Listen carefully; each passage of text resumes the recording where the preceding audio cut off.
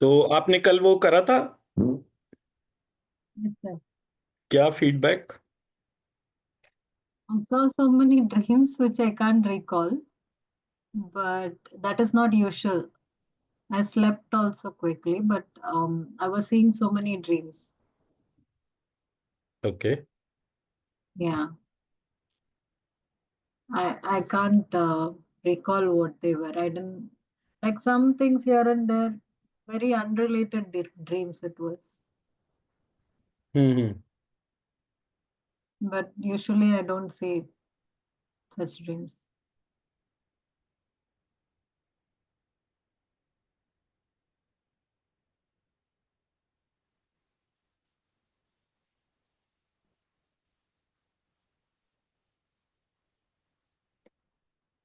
चलिए फिर से करते हैं।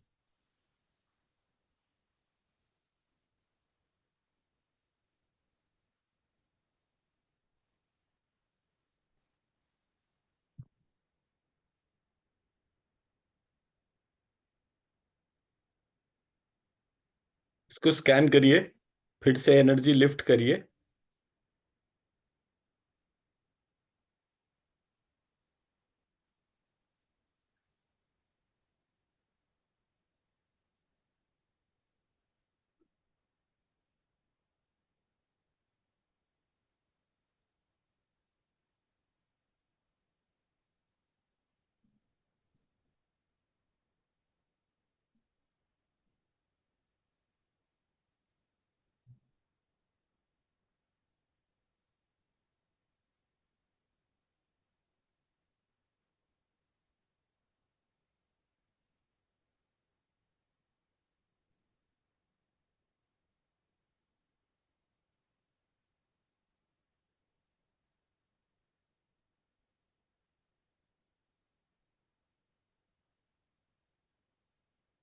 Yes, sir. इसको एनर्जी को लिफ्ट करना है और इसको Hmm. ड्रिंक करना है, और अपने टंग और लिप से पानी जैसे अंदर जाता है तो कहाँ कहाँ जा रहा है उसको ऑब्जर्व करना है। नाक से इसका जो ब्रीदिंग प्रोसेस है वो लंग्स में जा रहा है तो उसको ऑब्जर्व करना है। इस मंत्र का जो साउंड है वो थॉट के रूप में कानों के थ्रू पूरे ब्रेन में जा रहा है।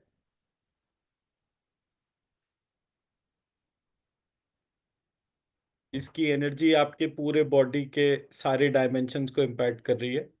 इस सबको ऑब्जर्व करते करते इसको ड्रिंक करना है। Hmm. कीजिए।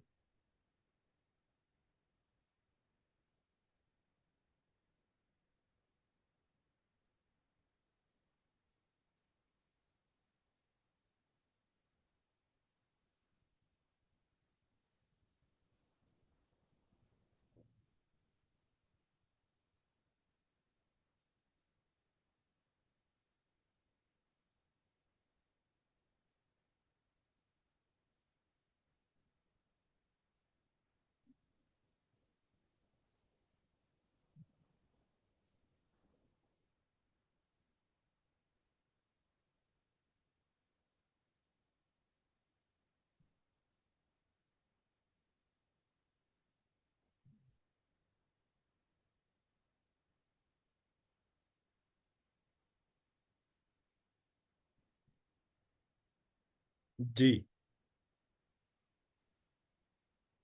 I could feel hmm.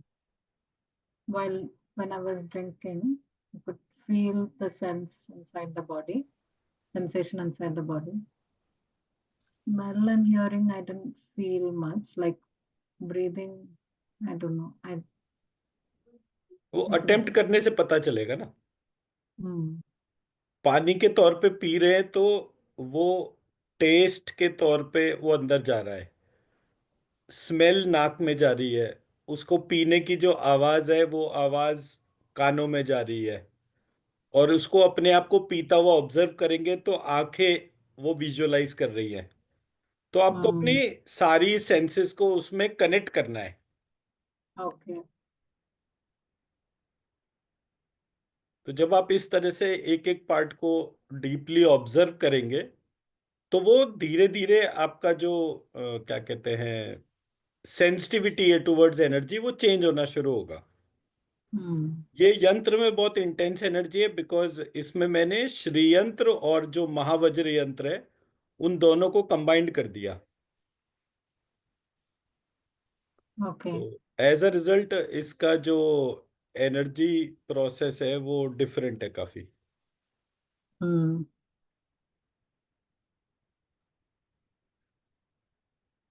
So that way. So what does this energy do? Is there anything like that? Like each energy does something?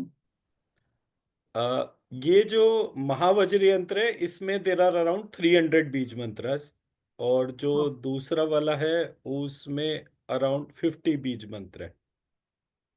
तो ये 350 okay. बीज मंत्र जो हैं ये प्योर क्रिएशन के तौर पर है, कि the first creation how exactly took place. Okay.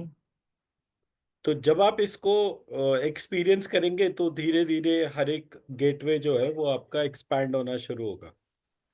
Okay. So all aspects of life it will. Complete, complete Mm. Aspects. The energy itself is very very complete, because इसके अंदर जो सबसे बड़ा फर्क है, मतलब आप अपने आप को ऑब्जर्व करिए इन मदर्स वूम, तो आप देखेंगे कि जब आपकी आंखें नहीं बनी तो आप देखते कैसे हैं? तो आप अपनी सोल सीट से देखते हैं। जब आपकी नाक नहीं बनी तो आप स्मेल कैसे करते हैं? तो भी आप अपनी सोल सीट से उसको वो करते हैं। Mm. जब कान नहीं बने तो सुनाई कैसे दे रहा है? वो भी सोल सीट से हो रहा है। तो एक ऐसा पॉइंट है जहां पर कि आपकी एग्जिस्टेंस मिनिमलिस्टिक है, लेकिन सेंसरी मैकेनिज्म प्योर है। Mm. भाई मदर्स वूम में क्या होता है, बच्चा जो है वो भूखा होता है, उसको फीड चाहिए, पर वो बोल Mm. नहीं सकता कि उसको फीड चाहिए। छोटा Mm. बच्चा हो तो रोएगा, खूब जोर जोर से रोएगा, भूख लग रही है ऐसे करने के तौर पे। Mm. वहां पर एक डीप थॉट है कि आई एम हंग्री, Mm. और वो मदर जो है वो उस डीप थॉट को ही सेंस करती है, और उसके बाद जो है इंटरनली उसको मदर्स वूम में ही फीड कर देती है। Mm. तो सब कुछ जो है वो सेंसरी लेवल पर हो रहा है। तो जब हम उस पूरे टाइम फ्रेम को ऑब्जर्व करते हैं तो that's a very very pure kind of a thought. Mm. Contamination तो बाद में आता है ना। Mm. तो from pure we became impure. तो पहले वाले प्रोसेस में देर आर नो टॉक्सिन्स, दूसरे वाले प्रोसेस में देर आर टॉक्सिन्स। अगर पहले वाले प्रोसेस में टॉक्सिन्स होते तो उसको रिलीज करने का कोई ना कोई मैकेनिज्म होता। Mm. तो जो छोटा बच्चा है वो शिशु पॉटी नहीं करता है मदर्स वूम के अंदर, वो प्योर ही रहता है। फीड उसको कॉन्टिन्यूस मिल रही है, अगर फीड नहीं मिलती तो वो ग्रो ही नहीं कर पाता। Mm. तो उसकी डेली जो एनर्जी नीड्स हैं वो एक्सपैंड हो रही हैं, और एज अ रिजल्ट उसको उसी हिसाब से फीडिंग मिल रही है। Mm. तो जब मदर जो है उस 9 मंथ्स के पीरियड में जितना फोकस्ड, जितना कॉन्शियस अपने डाइटरी मैकेनिज्म को लेकर होती है, उतना ज्यादा प्योर सिस्टम क्रिएट होता है, उतना स्ट्रांग इम्यूनिटी वाइज बहुत स्ट्रांग होता है। मैंने जितने भी Mm. ऑटिस्टिक बच्चों को देखा, सबकी मदर जो हैं उन सबको किसी न किसी चीज का एडिक्शन था, मदर या फादर, बोथ वे। तो और एडिक्शन अकेला सिर्फ ड्रग्स के तौर पे थोड़ी होता है, एडिक्शन तो अजीनोमोटो में भी होता है।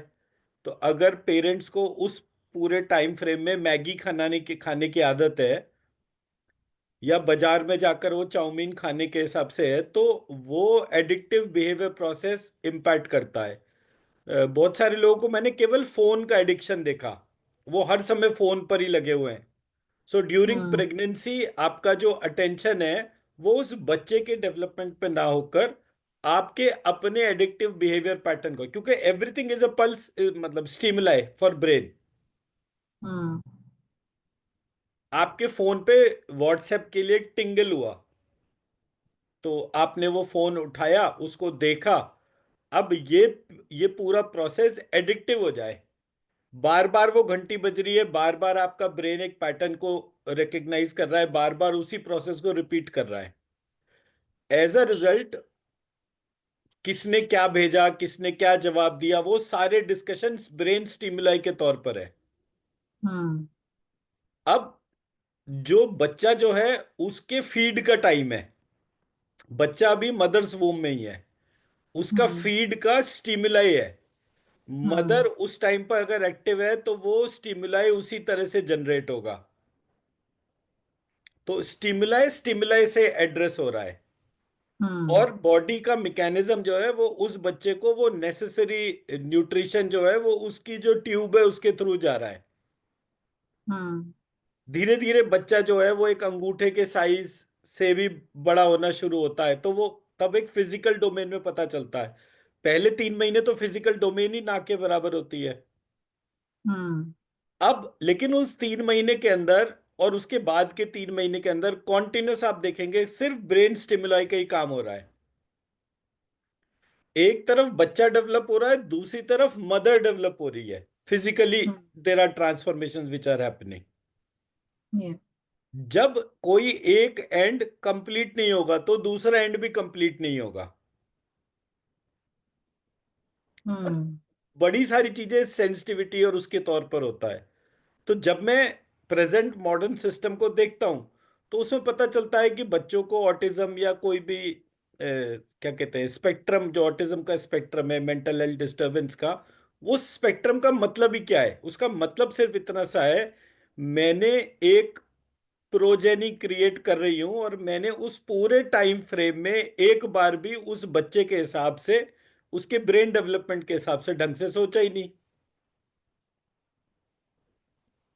अदरवाइज जितनी भी प्रिकॉशंस रखनी है, वो सारी प्रिकॉशंस जो है वो हर एक व्यक्ति रखेगा। अब हमारे यहाँ कैसे कहते हैं उसी टाइम फ्रेम को, कि अच्छा अगर प्रेगनेंसी का पीरियड है तो आप सबसे पहले जो है दूध पीना ज्यादा शुरू करिए, दूध पीने के बाद दूध के साथ मलाई खाना शुरू करिए, फिर थर्ड फोर्थ मंथ में दूध मलाई और मिश्री खाना शुरू करिए, फोर्थ फिफ्थ में दूध मलाई सफेद वाला मक्खन ये खाना शुरू करिए।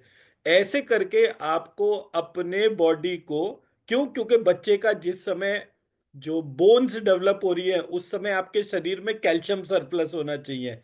अब अगर हम्म कैल्शियम सरप्लस नहीं है तो आपको जो है चांदी की भस्म खानी चाहिए। तो हम्म जितने भी जैसे योगेंद्र रस टाइप की, जो मतलब एक दवाई आती है बृहत गर्भ चिंतामणि रस, हम्म और एक दवाई आती है गर्भपाल रस। तो जो प्रेगनेंसी का पीरियड है, गर्भपाल रस गर्म पानी से खाई जाती है, गर्भ चिंतामणि रस जो है वो मलाई से खाई जाती है। हम्म और उसकी dosage with the passage of pregnancy बढ़ती जाती है। मतलब जैसे पहले 3 महीने जो है उसकी गर्भपाल रस की 2 गोली और गर्भ चिंतामणि रस की 1 गोली सुबह और शाम 2 टाइम खानी होती है। फिर हम्म जब नेक्स्ट 3 मंथ्स आते हैं तो उसको जो है 3 से 4 टाइम करा जाता है। और जो लास्ट 3 मंथ्स होते हैं उसमें जो है जो नंबर ऑफ डोसेज है, मतलब वो 1 टैबलेट से 2 टैबलेट, 2 टैबलेट से 4 टैबलेट, ऐसे करके उसको करा जाता है up to 3 to 5 times a day, and up to 3.5 half years, जब तक कि बच्चा मदर्स फीड ले रहा है। तो जो हम्म बच्चा डेवलप होता है वो बच्चा फिजिकली फिट होता है, इमोशनली बहुत स्ट्रांग होता है, क्योंकि उसने 3.5 साल मदर्स फीड ली। अब एलोपैथी वाले डॉक्टर 3.5 साल को, क्या 6 महीने के लिए भी, पहले तो वो मदर्स फीड ही अलाउ नहीं करते थे। हम्म, 80s में एक ड्राइव चली थी कि मदर्स फीड देने से बच्चों को बहुत नुकसान होता है। ओ उसके बाद अब 2010 के आसपास जो है वो ऐसा हुआ कि मदर्स फीड जरूरी है, मदर्स फीड जरूर देना चाहिए। पर वो छह हम्म महीने के तौर पर है, आयुर्वेद उसको 3.5 साल तक प्रिस्क्राइब करता है। तो it is all a game of nutrition. Mothers feed अगर कोई व्यक्ति कंप्लीट ले रहा है तो उसके बच्चे को 40 साल की उम्र तक कोई बीमारी नहीं होती। 40 साल के बाद में जो है वो एजिंग इश्यूज इमर्ज होते हैं। हम्म तो आयुर्वेद ने जिस प्रकार से प्रेगनेंसी को डिफाइन करा है, एलोपैथी को तो एक जनरेशन लगेगी उसको समझने में। हम्म। बट होता क्या है, हम लोग चीजों को उल्टा कर देते हैं। हम आयुर्वेद भी एलोपैथी के जैसा प्रिस्क्राइब करना शुरू करते हैं, जबकि एलोपैथी को अपने आप को आयुर्वेद के जैसा एडजस्टमेंट करना चाहिए। But it doesn't work that way. Hmm. एक एक इंफीरियोरिटी और एक सुपीरियोरिटी का वो है। तो एक एलोपैथिक डॉक्टर जो है वो हमेशा एक आयुर्वेदिक डॉक्टर के सामने अपने आप को सुपीरियर ही शो करता है, और जो आयुर्वेदिक डॉक्टर है वो हमेशा एक एलोपैथिक डॉक्टर के सामने अपने आप को इंफीरियर ही फील करता है। The whole teaching mechanism and everything is of that sort. Hmm. And even after Covid वो पूरा का पूरा सिस्टम आज भी ऐसा ही है। जबकि मेरे को ये लगा कि Covid is a big opportunity for ayurvedic doctors, but none of them utilize that.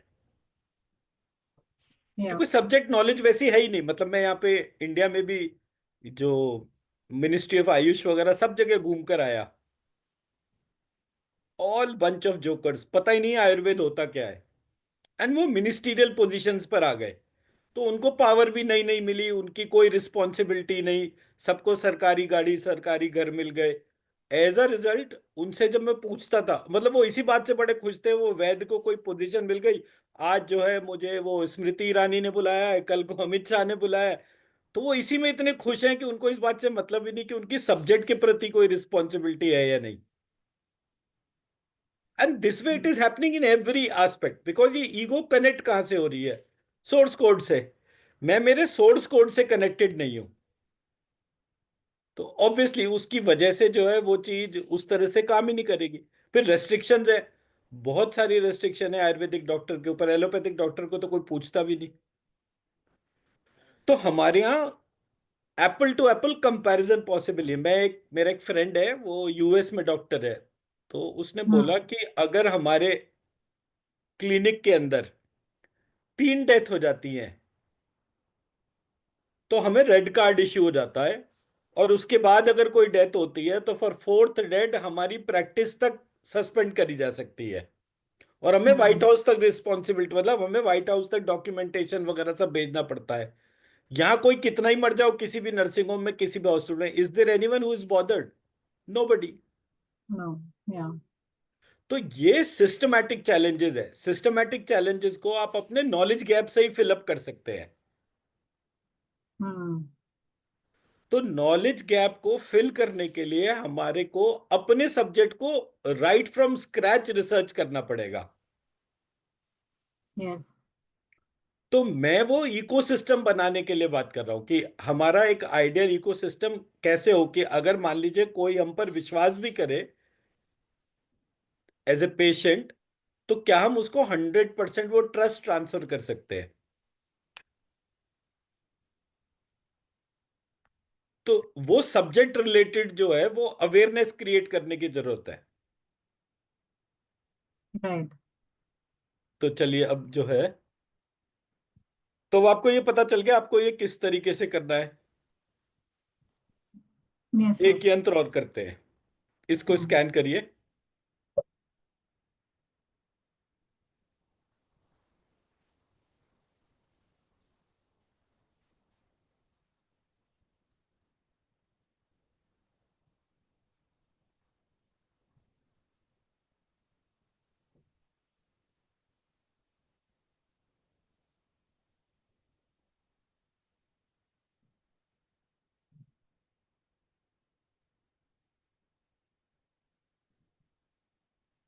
Yes sir.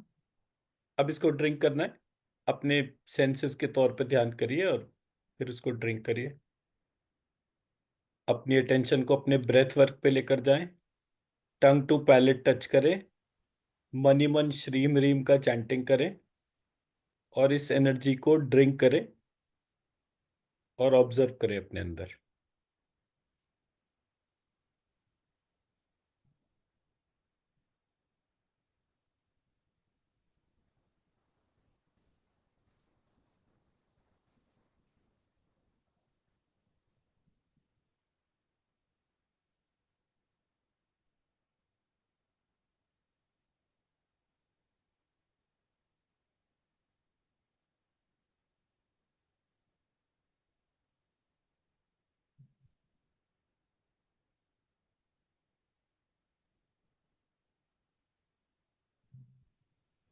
Ji. Felt like once it went in, it spread everywhere hmm. throughout the body. Right. तो अब आपने सेम प्रोसेस को रात को सोने से पहले भी रिपीट करना। मैं ये यंत्र आपको व्हाट्सएप पे शेयर कर दूंगा। Same Mm. प्रोसेस में एनर्जी लिफ्ट करनी है और अपने अंदर डालनी है। डालने के बाद उसके जो अंदर क्या क्या चेंजेस हो रहे हैं आपके, रात को जो स्लीप पैटर्न है उसमें क्या फर्क आया, ड्रीम्स में क्या फर्क आया। तो Mm. ऐसे करके जो है मैंने एक मैसेज बनाया था, मैं वो मैसेज और शेयर करूंगा। आपको एक अपनी ऑब्जर्वेबल डोमेन में कुछ चीजों को रिकॉर्ड करना पड़ेगा। I just share.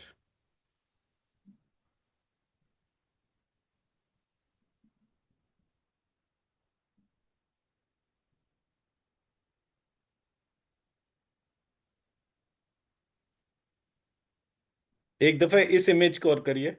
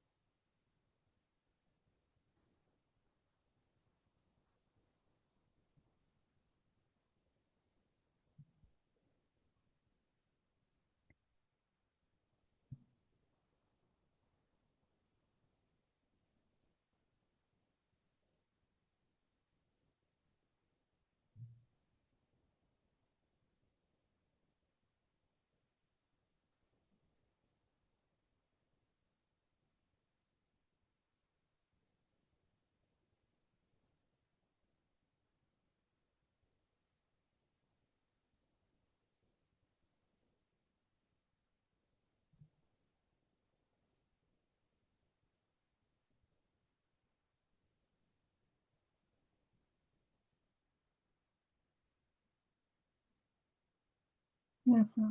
Similar effect. I think I could feel it towards the brain as well. Right. तो आपके सेंसिटिविटी चेंज हो रही है each time you are participating in the process. Okay.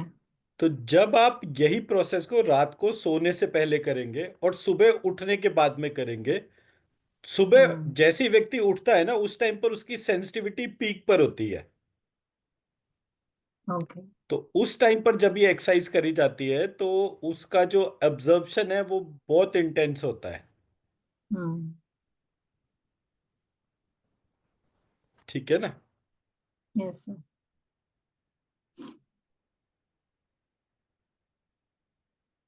तो ये मैंने आज 3 इमेजेस के ऊपर काम करा था।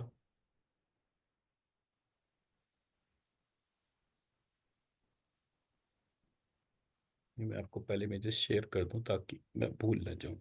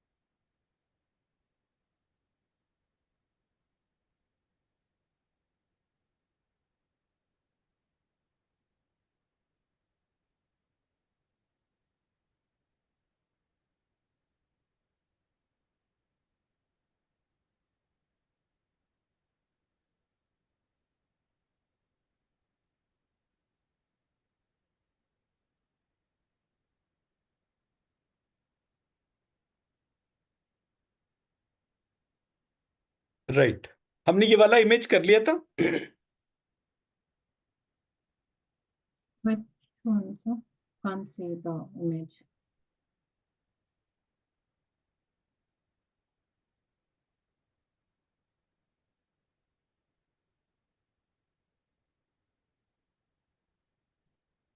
ये वाला। This is the presentation.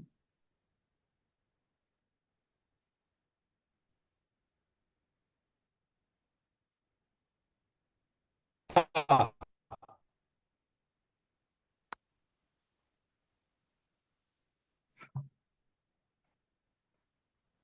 Can you hear me, sir? आपके प्रिंट आउट आ गए? आने? I am saying No, no आपके प्रिंट printout. आउट आ गए, अभी आने हैं। No, it तो hasn't. जब प्रिंट आउट आ Maybe जाएंगे wait. तब ये पीपीटी स्टार्ट करेंगे। आई एम सेइंग कि जब प्रिंट आउट आ जाएंगे ना तब हम पीपीटी स्टार्ट करेंगे, सो दैट कि उसके नोट्स बनाने और क्वेश्चनिंग में वो डिफिकल्टी नहीं हो। Yes, sir. अदरवाइज ये पूरा मिस हो जाएगा। क्योंकि लेवल वन तो आई बिलीव कि हमने जब पिछली बार करा था तब भी करा था पूरा। Hmm. बट वो दोबारा करने में क्योंकि नोट्स नहीं है और वो हाथ में पेन और पेपर के तौर पे वो पूरा पार्ट नहीं है, तो वो रिकॉल नहीं रहेगा, वो भूल जाएंगे हम। Hmm. तो ठीक है, अभी इसको जो है आपने प्रैक्टिस करना है, ये यंत्र का एनर्जी उठाना और डालना है। और फिर आप इसको ऑब्जर्व करिएगा, कोई भी एक पैरामीटर ऐसा ले लीजिए, फॉर एग्जांपल आपके पास बीपी का इंस्ट्रूमेंट है। Yes. और Automatic one. आपका ये क्या कहते हैं, डिजिटल वेइंग मशीन। Yes. तो ये जब भी आप ये करें तो रोज एक अपना चार्ट इसको मेंटेन करना शुरू करें, तो उसमें पल्स, एसपीओ2, जो जो पैरामीटर्स हैं जो बीपी के थ्रू पता चलते हैं और जो वेट के थ्रू है, तो आपका रोज का रोज वेट कितना है उसमें कोई चेंज तो नहीं हो रहा। इसका आप इस एनर्जी के साथ में रिकॉर्ड रखना शुरू कर दीजिए। क्योंकि जैसे जैसे आपकी हेल्दी एनर्जी होगी, Hmm. वैसे वैसे आप देखेंगे आपका वेट जो है वो नॉर्मलाइज होना शुरू होगा। आप अगर अंडर वेट होंगे तो वेट बढ़ेगा, आप अगर ओवर वेट होंगे तो वेट घटेगा। वेट टुवर्ड्स नॉर्मल ऑप्टिमाइज होगा based on your age and height. Okay. तो और डिजिटल वेइंग मशीन में क्या होता है ना, अगर पॉइंट्स में भी मतलब 50 ग्राम 100 ग्राम का भी फर्क पड़ा तो वो रिकॉर्ड में आएगा। Hmm. और प्रोसेस को आप इस तरह से भी यूज कर सकते हैं कि आपके पास अगर कोई पेशेंट आया और वो ओबेसिटी का पेशेंट है या मेल न्यूट्रिटेड है, दोनों सिचुएशन में ये जो अप्रोच है, ये मेडिटेटिव प्रैक्टिस है, ये आप किसी को भी सिखा सकते हैं। जैसे मैं आपको सिखा रहा हूं वैसे ही आप भी किसी को सिखा सकते हैं। जब आपका Okay. डेक्स्टिलिटी हो जाएगा तो आपको रिकॉर्ड कीपिंग के तौर पे उसको ध्यान करना है। Hmm. तो जब एक मेडिटेटिव प्रैक्टिस जो है, मैं अभी इस पे ना थोड़ा काम कर रहा हूं इन द सेंस कि जैसे मैंने ये यंत्र बनाया, तो ये यंत्र को 3 फीट बाय 3 फीट के प्रिंट आउट पे निकालूं Hmm. और उसके ऊपर बैठूं। 5 फुट बाय 5 फुट निकालूं तो मैं उसके ऊपर लेट भी सकता हूं। Hmm. तो मेरे ऊपर क्या इफेक्ट हो रहा है, तो you can put a charge to it and do it with your patients कि उनके अंदर after any kind of stress, anxiety, depression, इसका कितना मेजर डिफरेंस आ रहा है। तो Hmm. जैसे ही अब कोई अगर पेशेंट स्ट्रेस्ड होगा तो उसका जो पल्स रीडिंग होगी वो हायर पल्स होगी, it won't be 72 pulse. Hmm. अगर कोई स्ट्रेस, एंजाइटी, डिप्रेशन है तो उसका जो क्या कहते हैं, जो वेट होगा वो या तो अंडर वेट होगा या ओवर वेट होगा। जब वो Hmm. उसने एक एक्सरसाइज करी जो ये एक जेनरिक तौर पे मेडिटेशन करने का या ये चार्ट्स के ऊपर बैठने और लेटने के हिसाब से है, तो उसके अंदर फर्क कितना आया। Hmm. तो वो जो डिफरेंस है वो डिफरेंस पता चलना शुरू हो जाएगा। तो पहले आप रिकॉर्ड रखिए और फिर लोगों को आप इस तरह से अवेयरनेस बना सकते हैं कल को कि ये एक बड़ा पोटेंशियल अप्रोच है। Without giving anything to eat, एक मेडिटेटिव प्रोसेस में जाने पर एक व्यक्ति कितना जो है जल्दी डी स्ट्रेस हो रहा है। हम्म।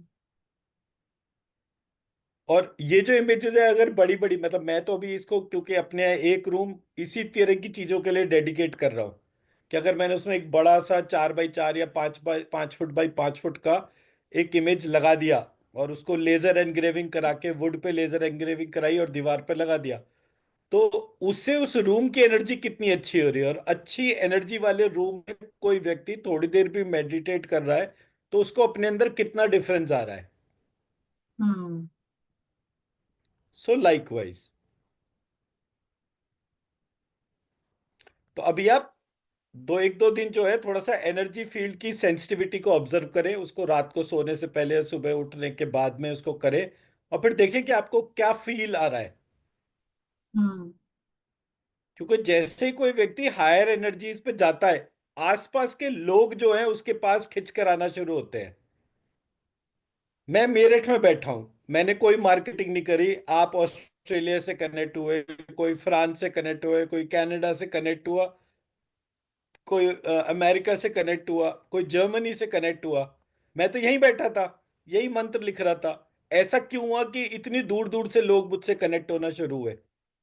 तो जब मेरी एनर्जी, मेरे घर की एनर्जी, या मैं और आरती हम दोनों की एनर्जी बढ़नी शुरू हुई, तो दूर दूर से जो हमसे कनेक्टेड लोग थे, जिनकी लाइफ में, मतलब जैसे हम लॉक इन की कहते हैं, हो सकता है कोई चीज आप मेरी लाइफ में अनलॉक कर रहे हो, कोई चीज मैं आपकी लाइफ में अनलॉक कर रहा हूं।